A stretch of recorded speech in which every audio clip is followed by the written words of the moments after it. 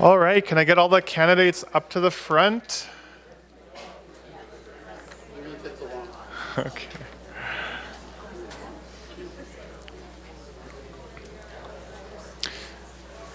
Good evening, everyone, and thank you so much for coming, and welcome to the 2024 Whitehorse Future Mayoral and Councillor Forum. I want to start tonight by acknowledging that we're on the traditional territories of the Kwanlin First Nation and the Ton Quechan Council. And tonight we're going to invite Jesse Dawson up to start our forum with a prayer. So Jesse, if you could please come on up for a prayer. All right, that should be. Move that forward for you. The next time I have an event, will you come with me? Oh, absolutely, yeah. It's usually, hey, could you see me out there? Masicho. Good evening, everyone. Nice to see you. And this is the first time doing a prayer at an event like this, but a prayer is needed everywhere. So if we can all stand and the guys take off their hats and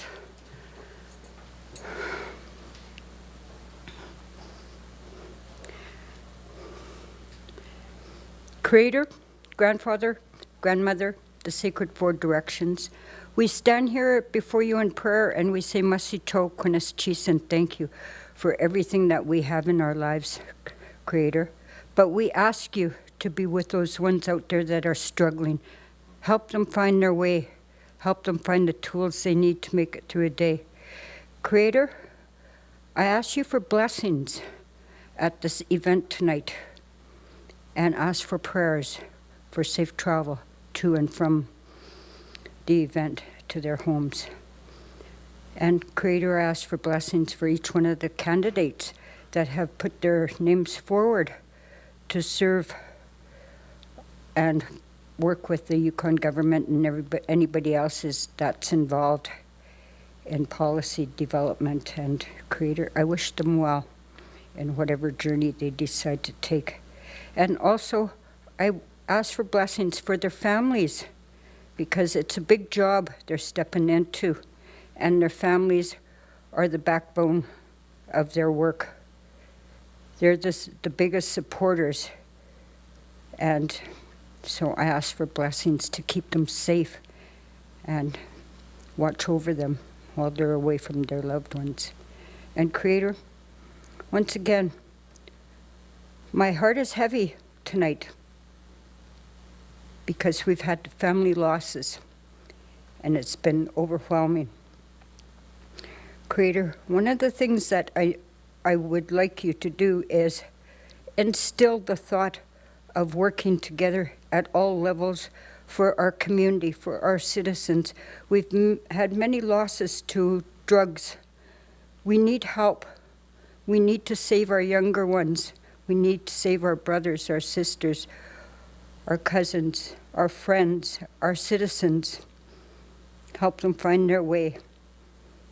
As I will be going to a family funeral tomorrow, I ask for strength for my family and everybody else that's involved as we lay my uncle Bob to rest. He will be missed, as he has made a big imprint in our territory here in the Yukon. He will be missed terribly, as he was one of the biggest advocates for Yukon First Nations initiatives, regardless of what the subject is. But Creator, we need to work together at all levels. We need to do this together. No one person can do it alone. We need to have all parties working together.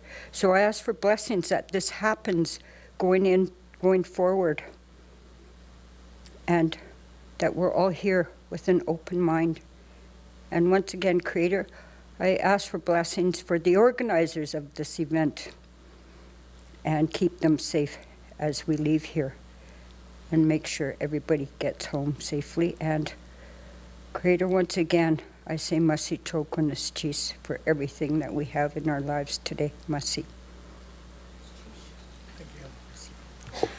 Thank you, Jesse.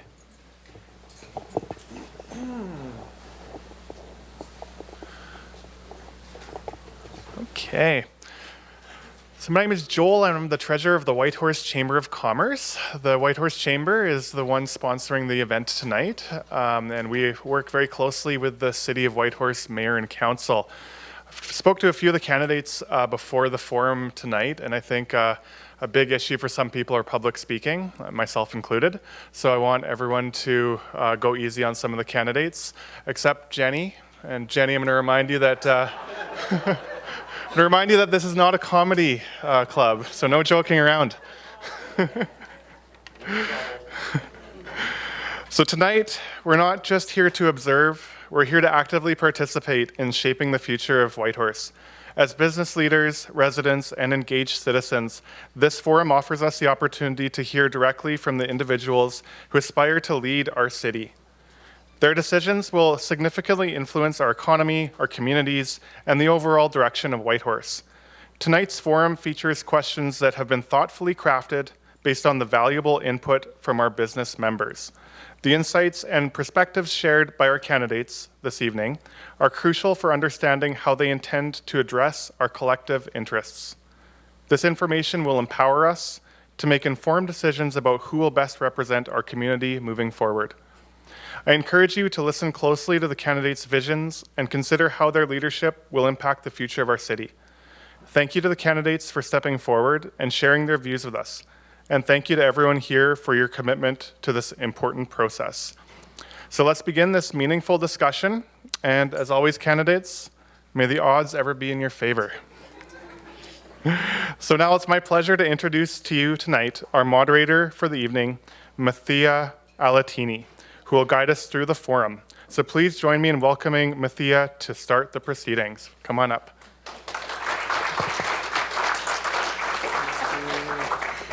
I appreciate the mic drop. Okay.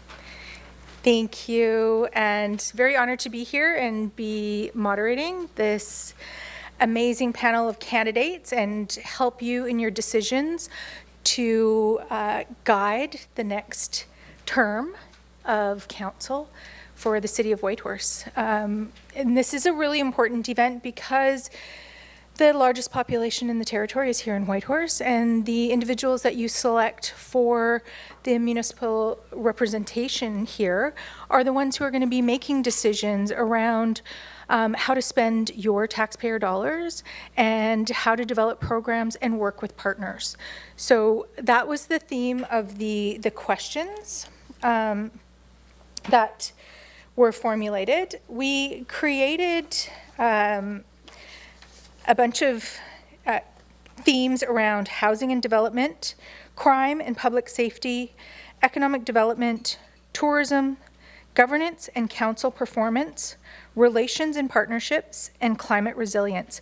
So all of these areas are areas that the business community, the citizens of Whitehorse thought were really important for the candidates to answer and to share their thoughts on how they want to represent City of Whitehorse and the voters in this next term. So what we did is created themes. They've had an opportunity to randomly select questions under each of those themes. And we'll have the mayoral candidates go first. After the mayoral candidates, we will have a batch of the councillor candidates. All your councillor candidates over here. Yay, everyone. And we'll have two batches. So we'll bring people up in groups of, I believe, 8 that we'll have you guys come up and sit and answer your questions. So instead of me, and we wanted to keep this engaging and interesting, so we have, not everybody gets the same question, so you won't be listening to the same answer over and over again. They each get a unique question. We're going to ask them to read out their question and then give you their answer, so that you get a varied view on similar topics throughout the evening. So just as a matter of housekeeping, we have the phones on silent. Vibrate, please. just out of respect for the candidates that are spending time here. Bathrooms are outside to the right. Emergency exit at that door, and the door here will take you right out to the parking lot. Refreshments at the back, and I think that's probably about it. I think we're going to get started. You guys ready? Okay. For the rules, this is what we're going to do. You guys get 3 minutes each to do an opening remark on your candidacy. So this is your opportunity to tell the voters why they should vote for you, your vision for the future, how you want to be present as a leader, as a mayoral candidate. 3 minutes, there's a timer, and we're giving the mayoral candidates a little bit more time since they will be the leaders of the next government. Then the questions have 2 minutes per question, so we'll have a chance for 2 rounds, and then closing remarks from your candidates. So we're going to go through in order of last name. So we'll have Dan Bushnell, Kirk Cameron, Stephen Kwok, and Dino Rudinsky. And then after Dino's done, we will have, Dino goes, he answers the last, or he does his intro, and then he'll be the first one to answer the questions in the next round. So I'll guide you guys through it. But 3 minutes, and then the next round is 2 minutes. And there's a timer here. No, it's 3 minutes. You do not get 30 minutes, Kirk Cameron. And there you'll get a green or an orange light, amber light on the timer when you have 30 seconds left. And if you go over too long, I'm cutting your mic. Right? Okay. Cutthroat. Okay. So we're going to get started. The first candidate to give us an intro of why you want to be the mayor of the city of Whitehorse is Dan Bushnell. So Dan, and then Kirk, and then Stephen Kwok. You got it? Okay, and then to get your mic, you have to press the button, and it's on. Is that better? Yeah. Okay. Perfect. I'm Dan Bushnell. I'm a third-generation Yukoner. I'm a father and a grandfather. My grandmother worked at the Whitehorse Star with Ted Harrison. My Aunt Pat Dawes was the Public Service Commissioner here for years. My Aunt Nora Sumner worked for YG in the Finance Department. Her husband worked at Highways and Public Works. My mom was a supervisor at Northwest Tel. My dad worked for the city in Pumps and Power. Sorry, I lost my place. My cousin Ivan tells all of our stories, and I could go on. There's a lot of us here. I have a lot of family sitting in the audience right now. I've owned a business in Whitehorse for 12 years. I own it with another born and raised Yukoner, Kirsty Wells. Kirsty's parents, Brad and Corrine, are also small business owners. We all know what's happening in this city. We've all seen and felt the pressure that is being put on our businesses, and we've seen the effect of unchecked crime. We need to support our businesses now more than ever. I intend to streamline permitting, inspections, and communication between the business community and the city. We as a city need to support other orders of government in their work to grow our business sector. I want to make sure we are finding the best solutions and making financially responsible decisions so that we can keep taxes manageable. We need to address the needs of our infrastructure, but we need to do that without putting the burden on the people. We need to be sure our city is safe, but safety is an umbrella term. It isn't just crime prevention, it's about wildfires, the falling clay cliffs, safe, clear roads, and accessibility options. I believe in transparency in decision-making. We need to know where our money is being spent, and some of that money needs to help small businesses. Small businesses that provide needed services, create jobs, and those employees bolster the local economy, creating an environment where other businesses can open. We need to change and reclassify zoning to accommodate mixed-use spaces, new commercial and industrial properties, and properties that include manufacturing and warehouses. We need affordable housing, and we need homes folks can afford so they can free up rental properties. We need multifamily units and the infrastructure to accommodate them, and we need the people to build them.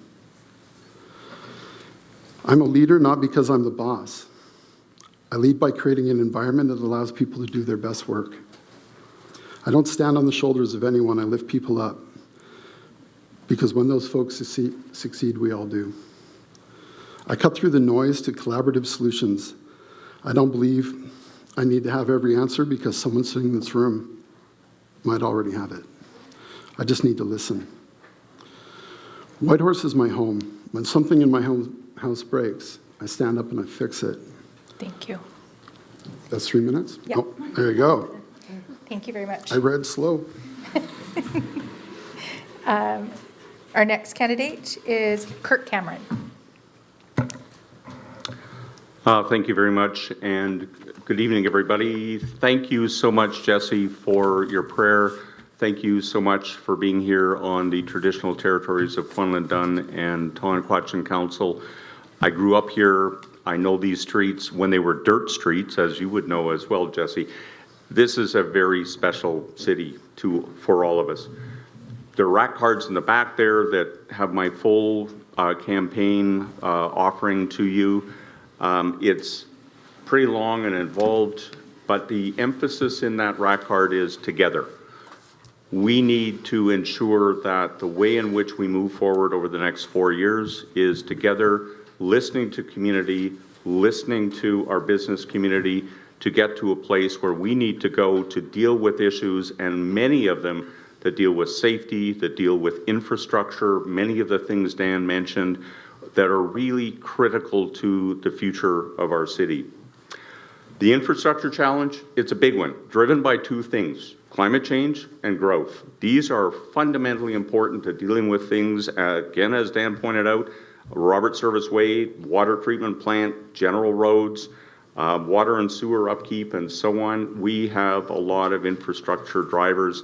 And what I'm told by the folks in administration, these could very well top $750 billion.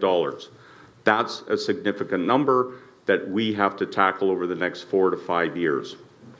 Balance is critical.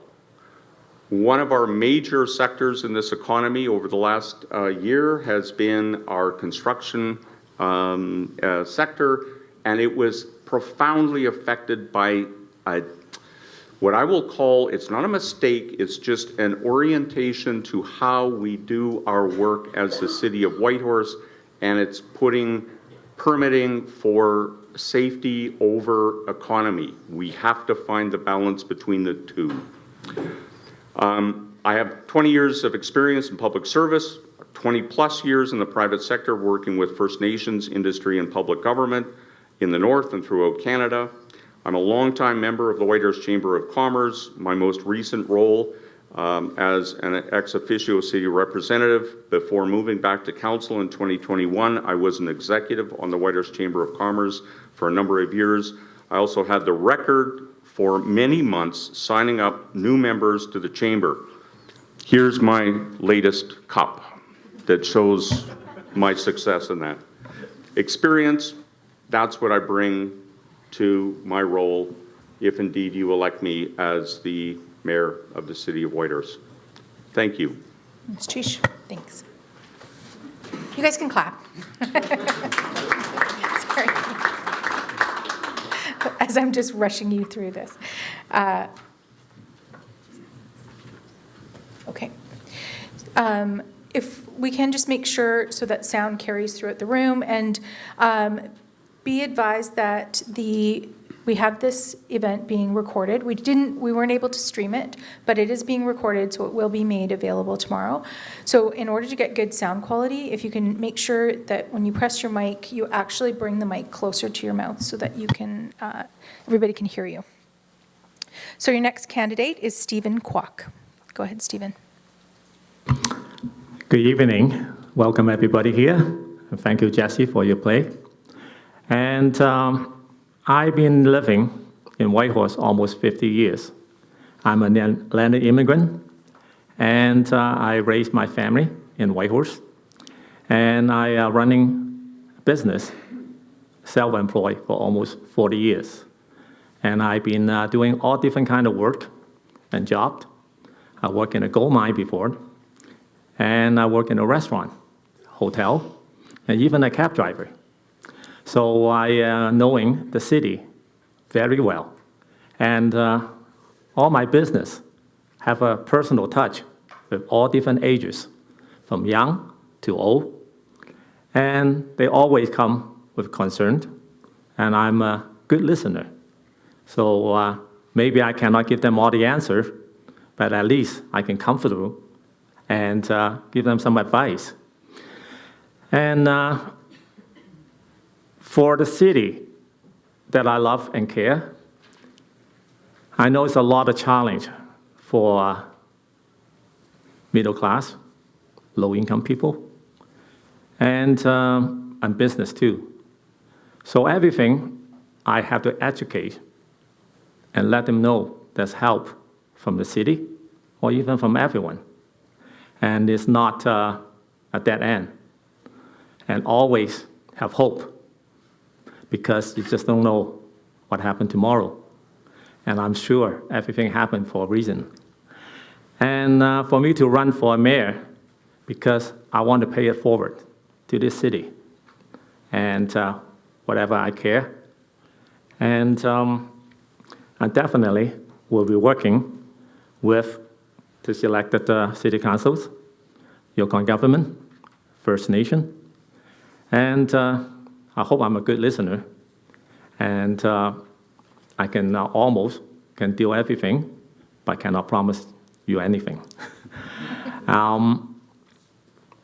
One thing is the most important is maybe I don't have any political experience, but I put my heart out to run this city, and I hope I can make the Whitehorse great. I don't need 3 minutes. Thank you.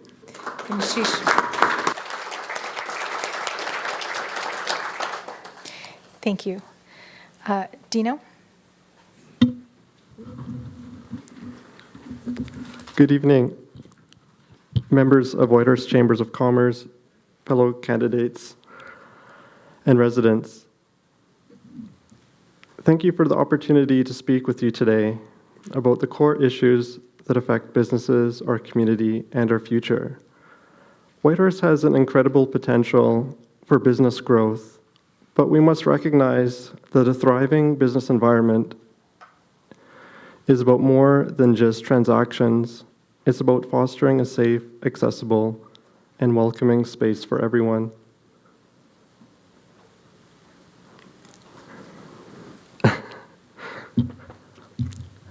Businesses thrive when people feel safe and enjoy spending time in our community spaces. To support this, we must focus on reducing traffic congestion, speeding, and noise pollution. Issues that discourage foot traffic downtown.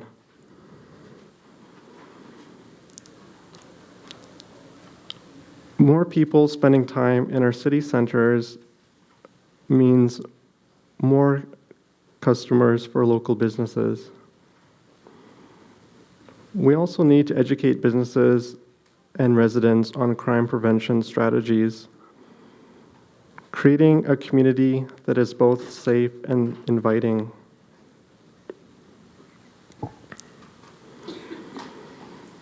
We can do this by partnering with local organizations, community associations, and school councils to plan, design, and implement measures that enhance public safety. This could include neighborhood watch initiatives, better lighting in key areas, and workshops for businesses on protecting their premises. When people feel safe, they're more likely to visit, stay longer, and spend more at local businesses.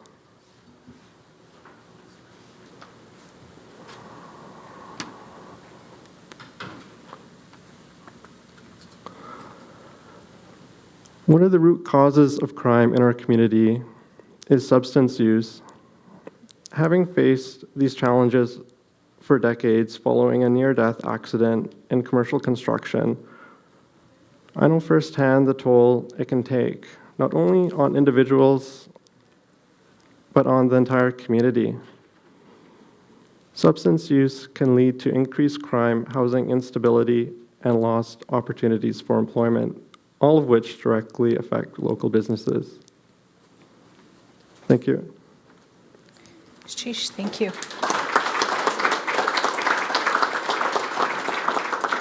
So I'm going to give you guys an opportunity to get your first cards ready and prep your answers.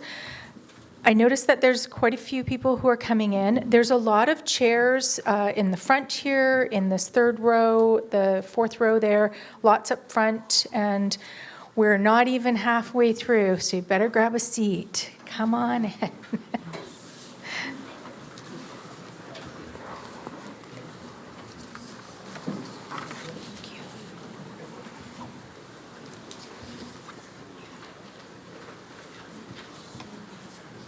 And I do want to point out that we have one more candidate who was not able to make it due to scheduling conflict. Jack Bogard is the other mayoral candidate who was not able to make it tonight.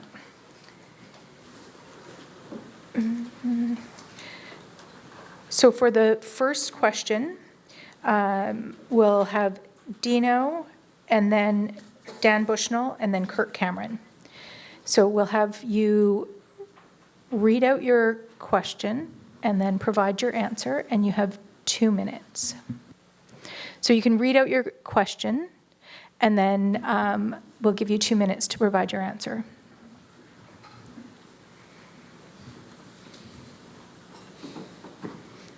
Given the current housing crisis in Whitehorse, what specific strategies will you implement to expedite the processing of building permits and ensure that more housing units are constructed in a timely manner?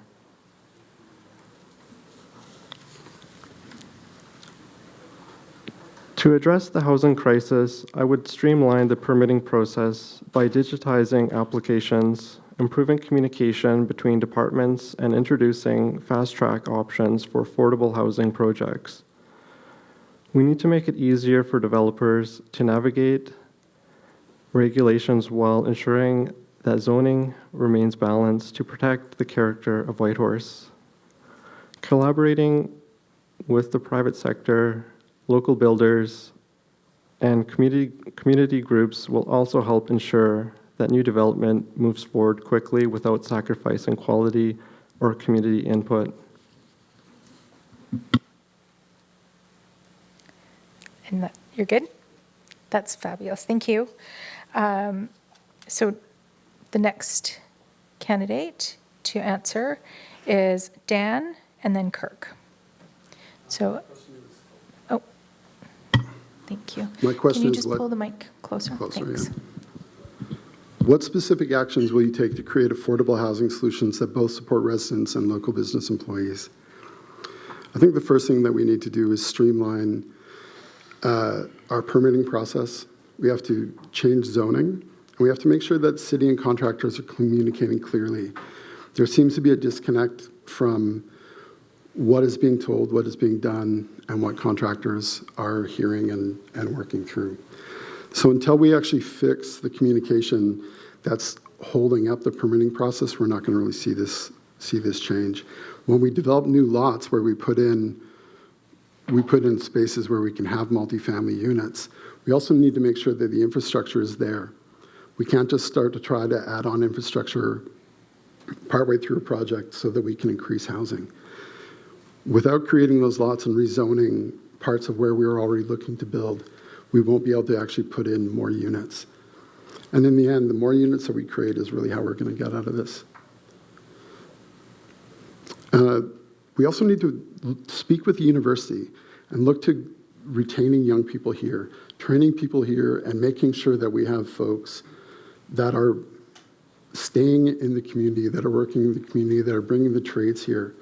Because even when we do have work, even when people go through the permitting process and they're able to get started, we often have them unable to find enough employees.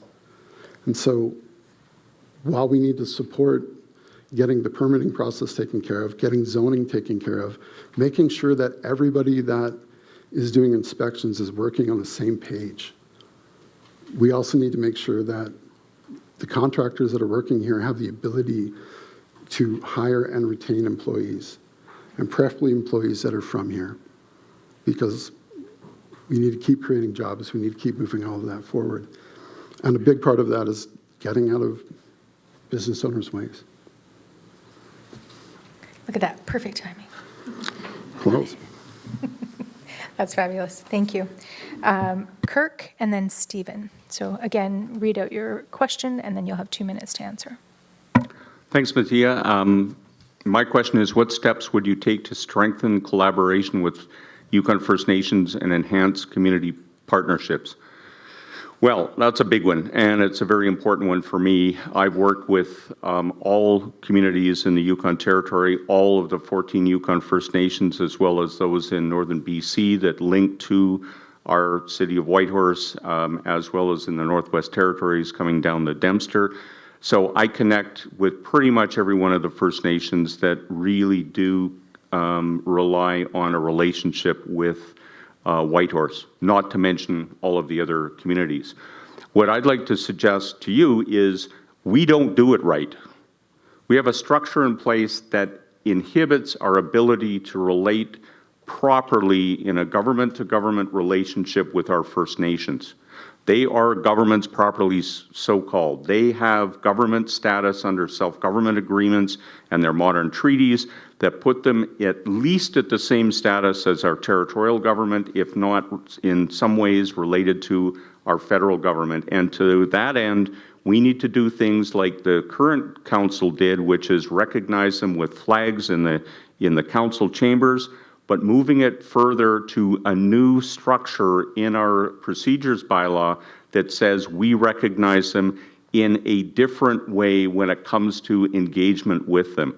We need to have that structure put in place, and I would want to work with the next council to make sure we put that procedural structure in place. I believe that this relationship with First Nations in our, not just our community, but throughout our territory, is fundamentally important to where we go as a territory, recognizing who we are and what we are for the future. It's all about relationships, territorial, federal, First Nation, and ourselves, and reaching out to our community. These are fundamentally important to how we do our business. Thank you. Thanks. Stephen?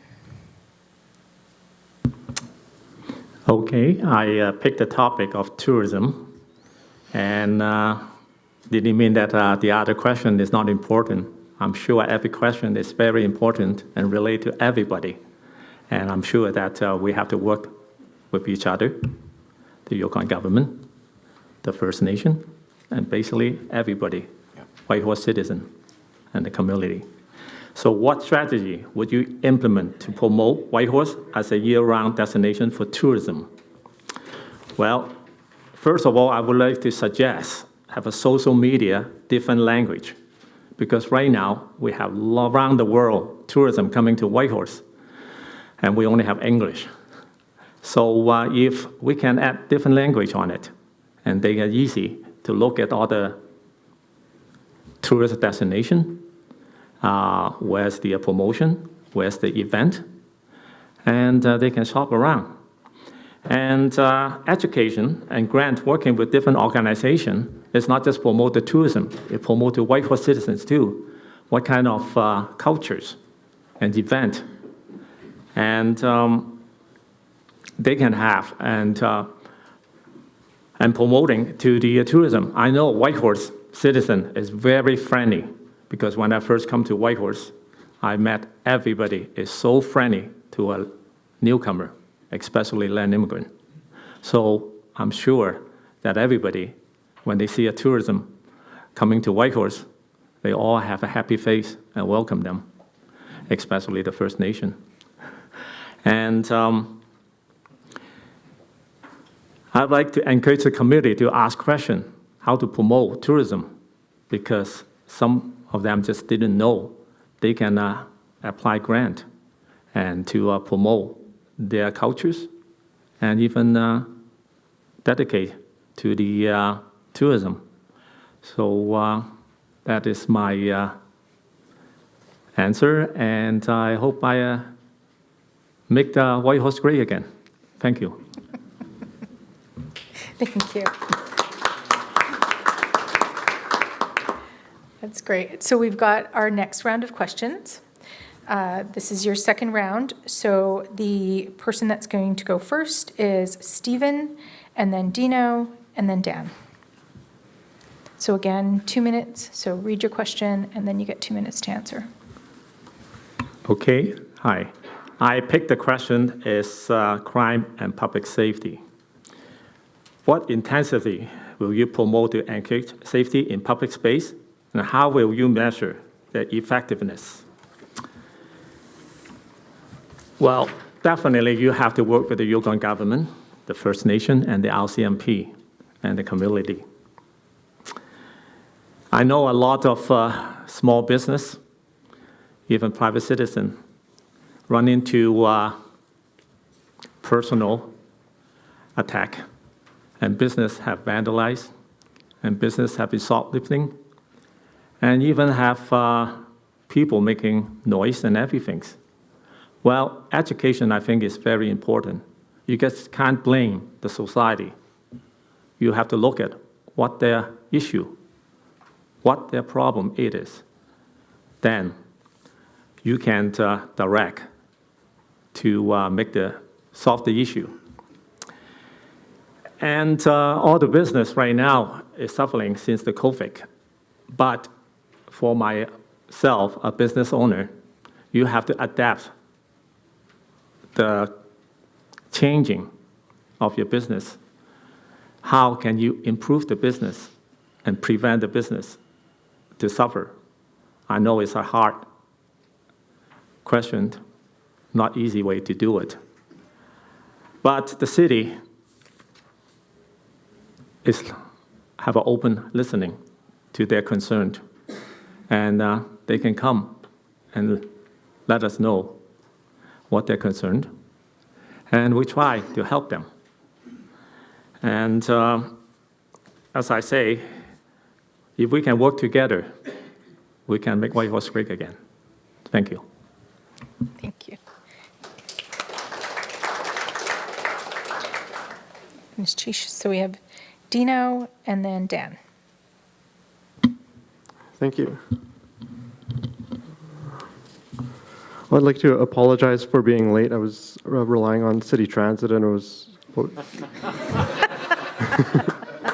so 10, 20, or no, 10, 12 minutes late. So my apologies. The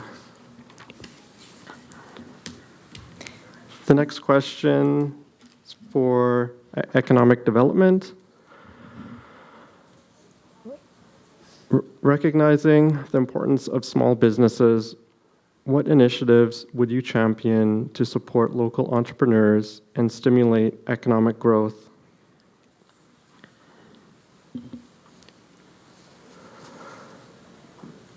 Supporting local businesses is essential for Whitehorse's economy.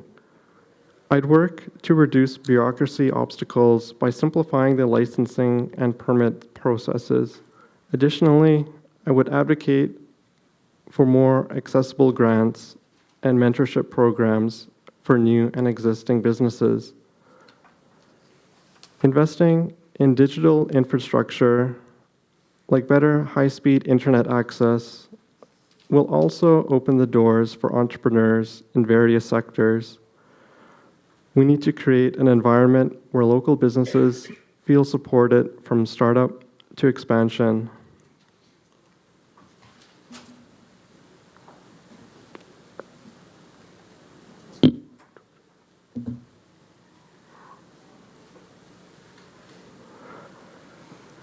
I would advocate for policies that offer tax relief to small businesses, especially in their early stages, streamlining regulations around permits, zoning, and business expansion is also essential. Furthermore, I'd push for initiatives that promote local procurement, ensuring that the city prioritizes contracting local businesses. Lastly, fostering a supportive ecosystem with co-working spaces and shared resources can help small businesses reduce overhead costs and thrive. Thank you. Thank you.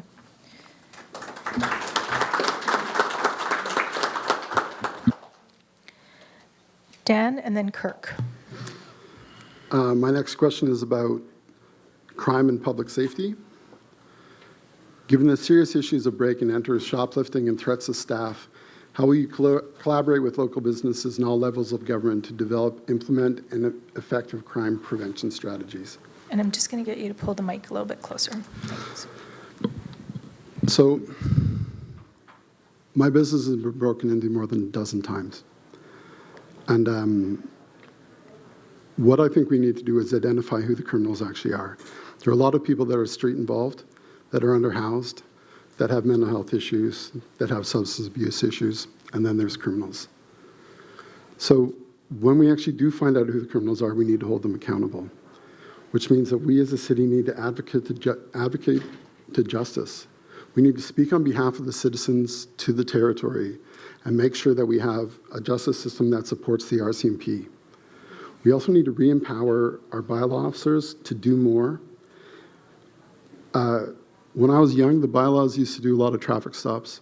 They used to do just a lot of other little things that the RCMP now takes on. If we give the bylaw the power to do that again, we can take more work off the plates of the RCMP and let them actually focus on crime. We also need to tap into the network of stakeholders we have working in town already that are working with people that are involved in the streets, social workers, the library, Blood Ties, the Anti-Poverty Coalition, and make sure that they're all communicating so that we know who actually needs help and who actually is causing harm in our community. When we find out the people that are causing harm, the accountability thing comes in so quickly because right now the RCMP don't feel supported. So they're not arresting people, they're not taking people in. And until we make the RCMP feel like they have the support of the community behind them, we're actually not going to see this clear up. So I see our role generally as the city to support and to make sure that we're looking out and creating lines of communication between all the different organizations that are currently working to prevent these things now. And we have to make sure that we're working to fight desperation within our city and what desperation causes. Thank you.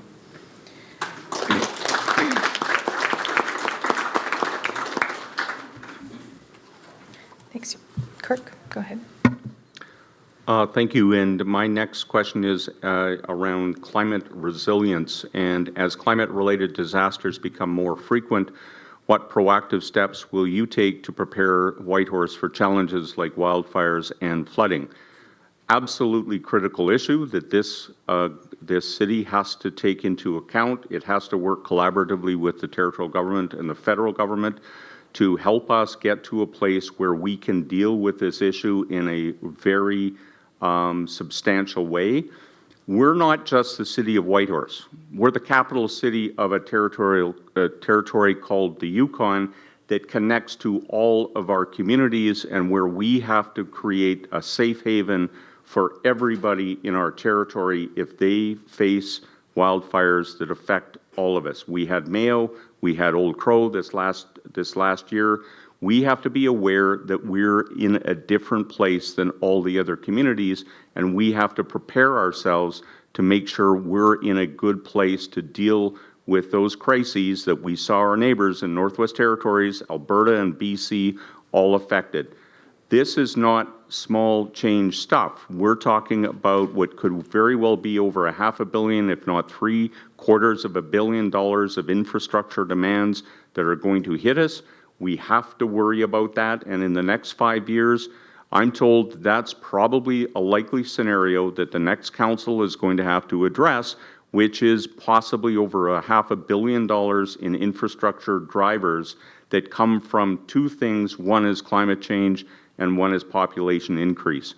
We have to get on top of that, and we have to stay focused on that through the entire time that the next council is in place. It needs good leadership.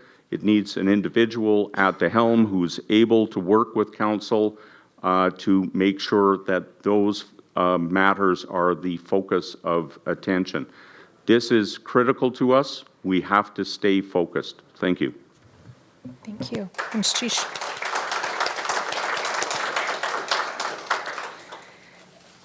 So we come to the final round, and you have 2 minutes to do your closing pitch for the citizens in this room to vote for you, or the people who are going to be watching the streaming afterwards. So you get 2 minutes, and we have Kirk, then Stephen, and then Dino. Yep. Thank you very much. I just want to highlight a few key points. One is I've got 40-plus years of experience, even though I'm only 42 years old. I've got 40-plus years of experience working in public service and in the private sector, working on topics like environmental assessment. I was on the Yukon Environmental and Socioeconomic Assessment Board, so I know how all those pieces fit together that are important for our city to do its business. I want to see the future of our territory and our city also connect to important things like the McIntyre Creek Park, which means collaboration with the territorial government and the federal government to make sure these things happen. I want to see reimagining our downtown to deal with many of the issues that have been raised here about safety, about beautification, about making our downtown a very attractive place for not just people who live here, but the people who come to visit us. These are important parts of what it is for our city in the future. I'm born and raised here. I know what the issues are. I've spent most of my life in the Yukon.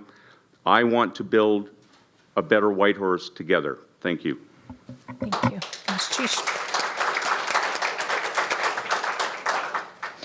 Stephen, and then Dino. Well, I don't have all the experience that Kurt have, and but one thing is ahead of him, I'm older than him.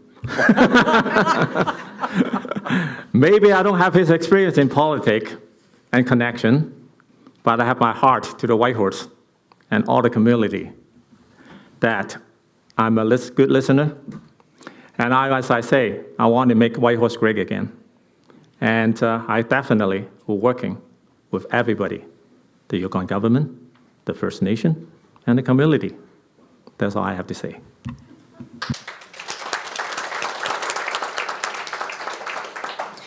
Thank you. Dino, and then Dan, you get the last word.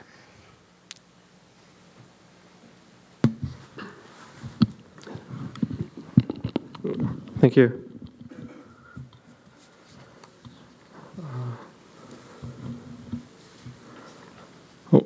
Times, okay. Yeah, I'm a third-generation Yukoner, born, raised. I haven't traveled anywhere in about 10 years since I started an advocacy kind of network, Yukon events, and it's been kind of pouring my heart into just helping initiatives, not to take credits for any of the organizations in town, but like just being an extension rather than individually creating individual spaces for them to have kind of a hub that can share more broadly rather than just kind of picking up the pieces from scratch to developing something. One thing that I noticed yesterday when I was walking home from Save On Foods was a semi-truck that was trying to turn from 2 Mile Hill onto Chilkoot Way, and they had a few inches from the curb, and it's like, I don't know, it's just remarkable how that infrastructure like that did happen and then not kind of backtrack just to like, to admit a mistake that had been done. But I don't know if I don't have much time, but yeah, there's lots of things that I could be saying, and there's also like the roundabout in Riverdale, and it's just the roundabouts work if if they're the right size and not in this busy intersection as they are. And things like that too, like I would make sure that things are planned and followed through with, done the necessary investigations to make sure that things work. And thank you very much for your time. Thank you.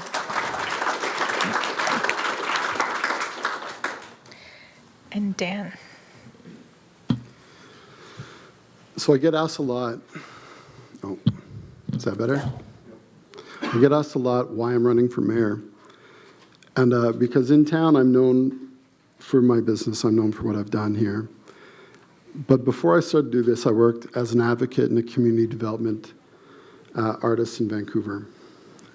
I worked in municipalities all over the Lower Mainland.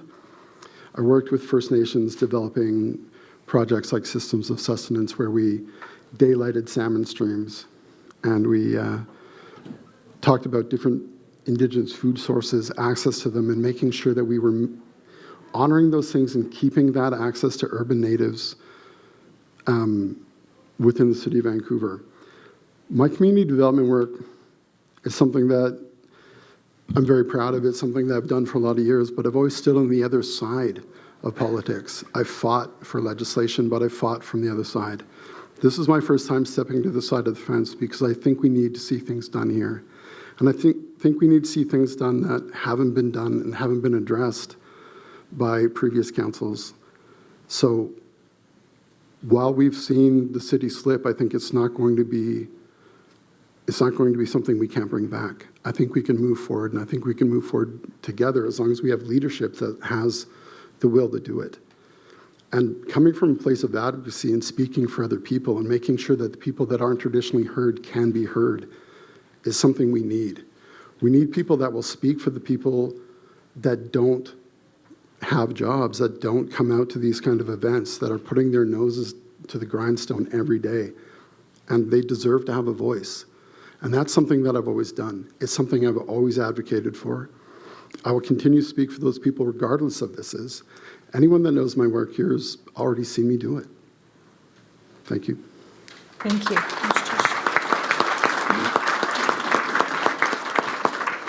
So that's your slate of mayoral candidates. Please give them a huge, warm response for the...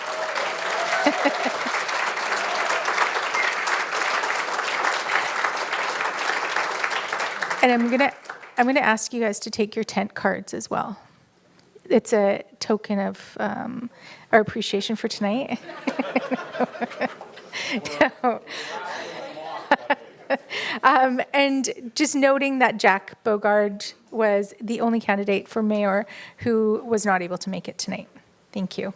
So we're going to ask our mayoral candidates to exit stage left, and we're going to bring up our next group of candidates for the councillor position.